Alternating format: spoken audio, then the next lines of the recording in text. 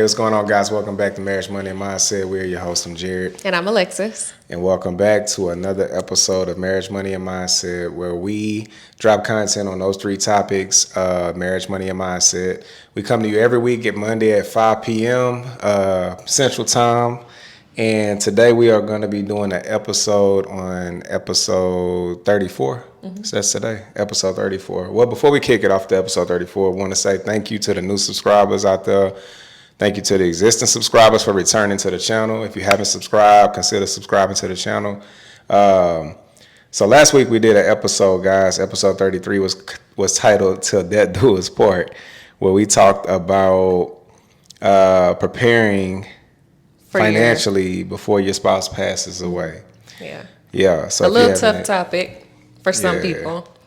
It can be, but it's something that's necessary to discuss and plan for. Got to talk about it, right? Right. Yeah, so if y'all haven't checked that episode, I'll go back and check it out. And so today, episode 34, we're going to be talking about the Roth IRA. Yes. The Roth IRA account. So we touched on Roth IRA accounts on this channel in the past, but we haven't done like a deep dive into what a Roth IRA account actually is. So this is actually an account that we also have as well. We've done a reveal of one of our account portfolios, how we kind of allocate to it, or a joint account in the past. So we wanted to do an episode dedicated to the Roth IRA. So that's what we're doing for y'all today. All right. So you got anything you want to say before we kick it off? Y'all really need to get your notepads out and your pens, because this is going to be a really important episode and it applies to everybody watching. Yeah, man. So I've touched on it several times. The Roth IRA. This is one of those portfolios it's almost, I would say, is a must-have. Yes. If you're going to go into investing for yourself, for your future retirement, this is one I highly recommend that you have. If you don't have one, get one. And if you do have one, cool. You're already ahead of the game or ahead of the game. And, we're just going to dive into, what the rules are of IRA, how to invest in IRA, things of that nature, guys. So why it's important, etc. All right. So first things first, what is a Roth IRA? So we have our handy dandy whiteboard out again, or our notebook, not the whiteboard. So we're bringing it back. What you call it? An easel? Easel, man. Okay. Anyways. So a Roth IRA is a retirement account where you contribute money after you've paid taxes on it. Yeah. So the key benefit is that when you withdraw the money in retirement, it won't have taxes attached. So your gains will be tax-free. This allows your savings to grow tax-free over time. Yeah. So, and it has to be from earned income, by the way. So, as an employee or just someone who earns income, the IRS defines what earned income is. If you don't know, go on their website, they'll define it for you. But basically, you have to have earned income for that year that you want to invest in your Roth IRA. So once the income comes in, you've already paid taxes on it. You can now take that income that you've generated and put it into a Roth IRA post-tax, and the gains that the account grows over time is tax-free whenever you're able to access the funds, in other words, right?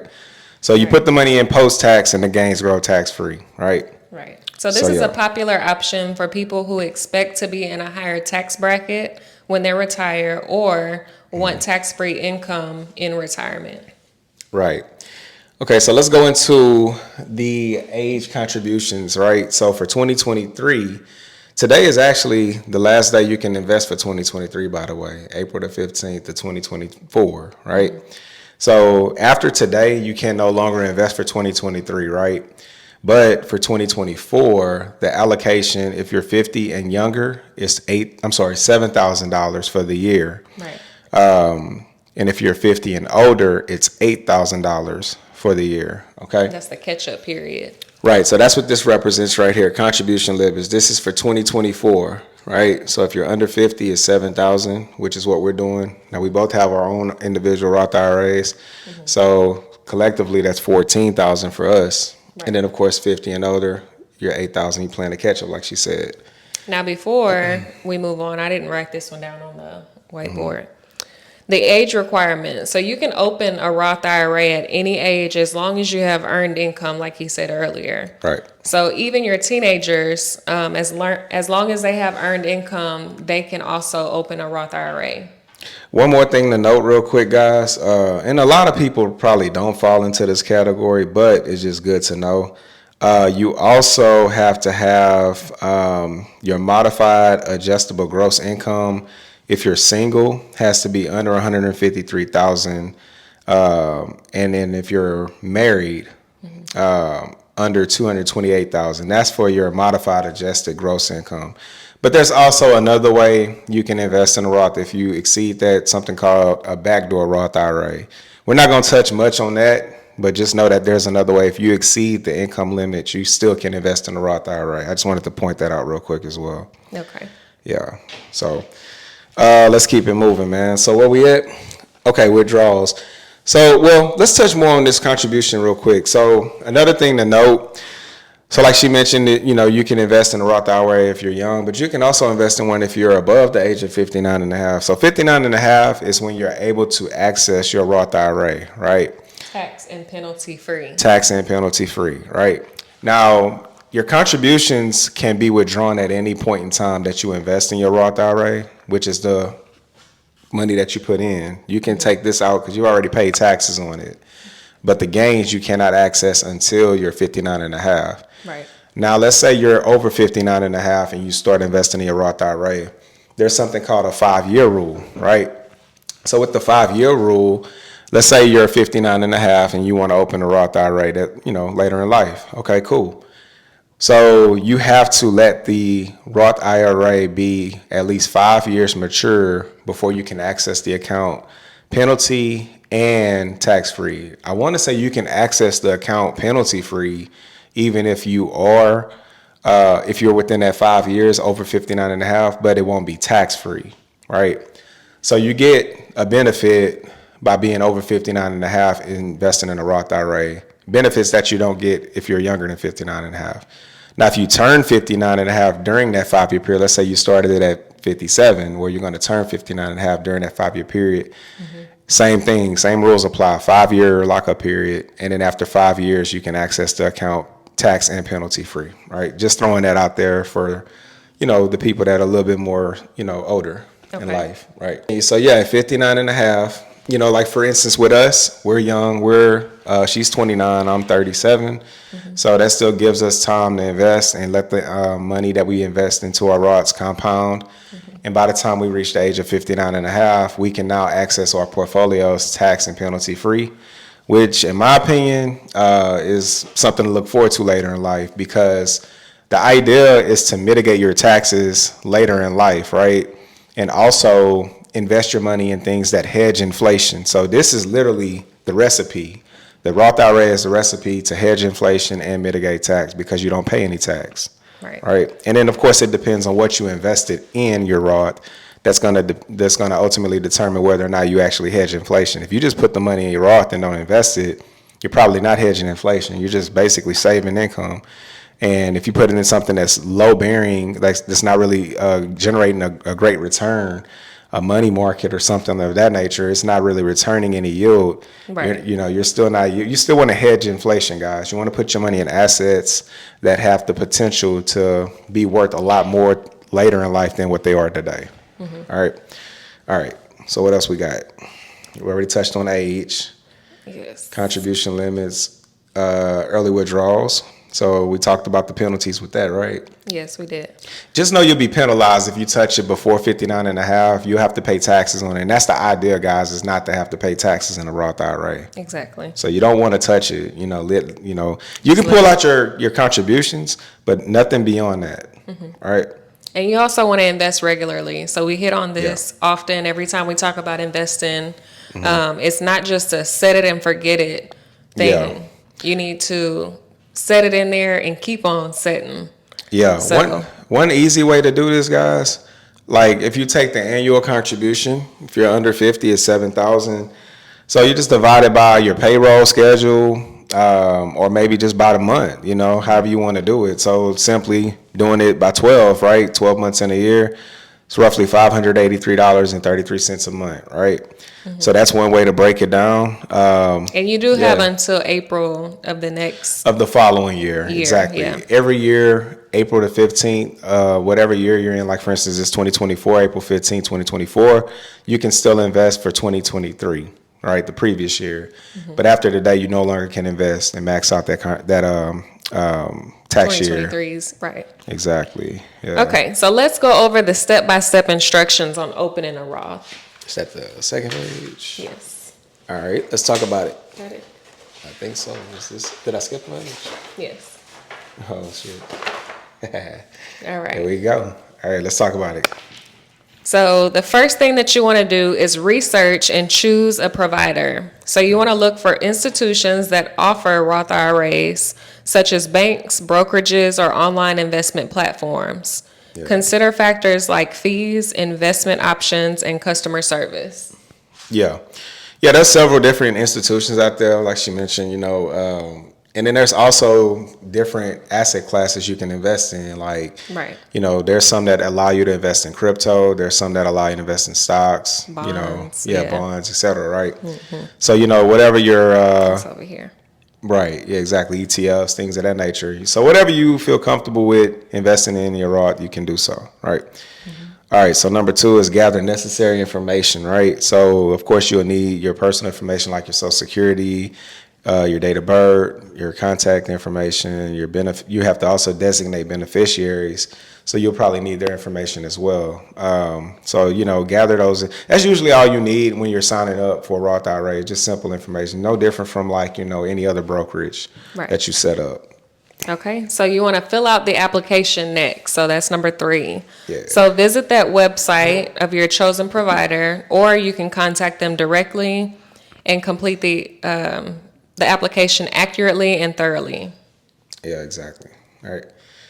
So number 4, of course, will be choosing investments. So, again, back to whatever it is in your portfolio that you would like to invest in, make sure you've done your due diligence. One website, if we're going to talk about stocks, I recommended it before, I'll recommend it again.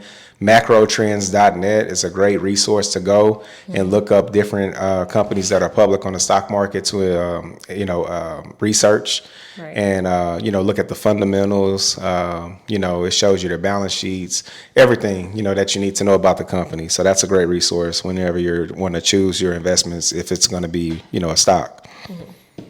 All right, number 5. The 5th one is setting up contributions. So again, this goes back to investing regularly. So determine how much you want to contribute and set up automatic contributions if needed, if desired, up to the annual limit. So whatever that annual limit is, like for 2024, we went over is 7,000. You can under 50. Yeah. Right. Huh? If you're under 50. If you're under 50, yes. So you can set up those payments however you like, but it cannot exceed 7,000 or 50 and above 8,000. Yeah, exactly. You confused me the way you said that. I'm sorry. But another thing I want to put out there real quick. Now, if you go over the annual contribution, just know that comes with a penalty, guys. I did a little research. The IRS will penalize you 6% penalty tax for every year the excess amount remains in your account, also on the gains. So if you end up putting a little bit more than you're supposed to, take it out, because the IRS is going to get sent a form. I believe the form is, let's see, I have it on my phone.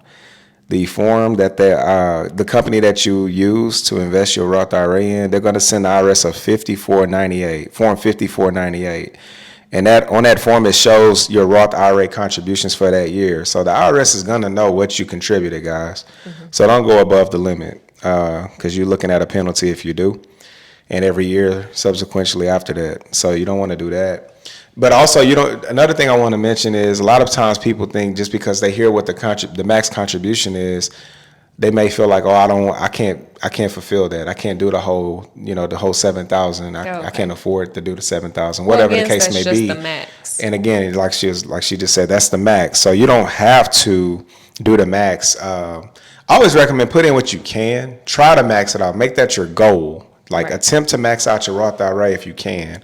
Man, find ways to, because think about it. Y'all are building a tax-free portfolio. Yeah. I don't know if people really realize how beneficial that's going to be later in life. Because if you, again, ask the question when you're 60, do you feel like taxes are going to be higher or lower? 9 times out of 10, they're going to be higher. So you don't want to have to pay that higher tax later in life when you have an opportunity to create a portfolio that's tax-free. Makes sense, right? All right, so that's contributions. Now what's next? Number 6 is review and confirm. So before submitting your application, just make sure that everything on it is correct. Yeah, self-explanatory. Yeah. Yeah, of course. 7, of course, is funding your account after your application is approved. You want to fund a Roth IRA, make an initial contribution. This can be done by electric transfer, check, or accepted methods. Another thing I want to say, another way you can fund your account, we're actually doing this with we have 2 Roth IRAs right now each, but we're actually transferring one of our Roth IRAs over to another Roth IRA that we have.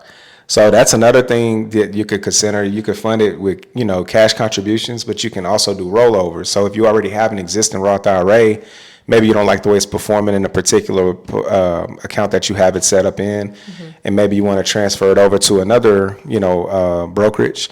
That's an opportunity you have as well. So that's something we're currently doing, by the way. We're consolidating each one of our Roth IRAs. Yeah. Okay. Last one is monitor and manage. So you want to regularly review your account statements, monitor your investments, and make adjustments as needed. So just make sure that, like we just mentioned, if one class is not performing the way that you want it to, you can always roll it over or reinvest it in a different asset. Yeah. At the end of the day, look, a Roth, guys, man, if you meet the criteria to invest in one, you got to do it. Trust me. Like, you will be thanking your 59-and-a-half-year-old self later in life that you've done it. And then another cool thing about it is when you pass on, whoever your designated beneficiary is going to receive that your Roth IRA. I believe they have a 10-year period that they can access it, or you could even roll it over. If they have a Roth IRA account, they can, just roll it into their account, I believe. But, do your research. Make sure I'm, saying that right. If I'm not, you can talk about it in the comments, say, ding me on that, whatever. But we're not financial advisors. We're not financial advisors, by the way. These are just a few things that we're doing. We're implementing in our marriage. This is Marriage, Money, and Mindset. So, we want to talk about some of the things we're doing and things that's worked for us. We've been investing in Roth IRA now for, I think, 4 years. Maxing it out every year. We've been on point. And man, we've seen some great gains already, within our Roth IRAs. So that's why, we can actually say, and then of course we use that compound interest calculator that we talked about on this channel. We factored in, put in the numbers conservatively. We did a conservative, annualized return on it. 10%.